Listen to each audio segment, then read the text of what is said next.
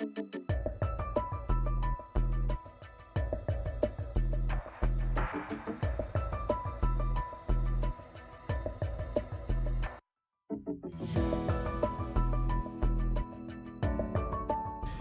to date has been a difficult time for global markets, especially compared to the benign conditions we observed in 2017. The markets had a correction in February and have been a little directionless since.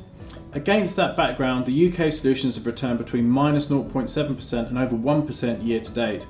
And if we break down the contributors to performance, the solutions have generally benefited from being lowly weighted to fixed income markets, especially when compared to their strategic asset allocations. And this is because, in general, interest rates have risen, and that inevitably puts negative pressure on bond prices. To give some perspective, while gilts were flat year to date, overseas government bonds such as US Treasury are in negative territory because prevailing interest rates there have begun to rise. While the past quarter has seen strong returns from the equity market, a lot of that growth is a return from February's sharp drop.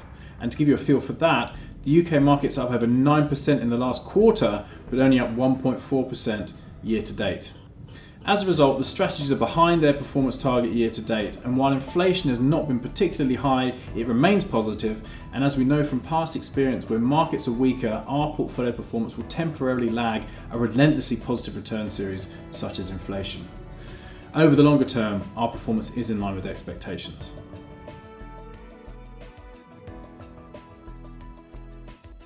For the first time since the financial crisis, safe haven government bonds, albeit only in the US to date, are beginning to offer an acceptable yield, and this will impact the way other riskier markets perform in the months ahead. Importantly, the global economy is in good shape as we enter a period of greater uncertainty and likely tightening of interest rates in the US. The soft patch in quarter one is being followed by a pickup in growth through quarter two with generally strong or improving data, and leading indicators remain in expansionary territory, and there are few, if any, signs of capacity shortages and overheating that will push up inflation rapidly.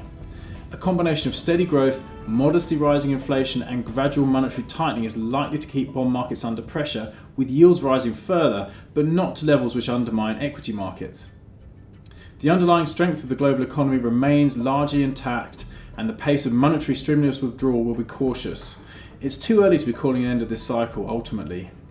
And as we've seen throughout this long cycle, periods of market weakness have provided good entry points for longer term investors, and overall we believe it remains appropriate to stay invested, building greater resilience in portfolios through more defensive assets, while at the same time taking advantage of value opportunities as and when they arise.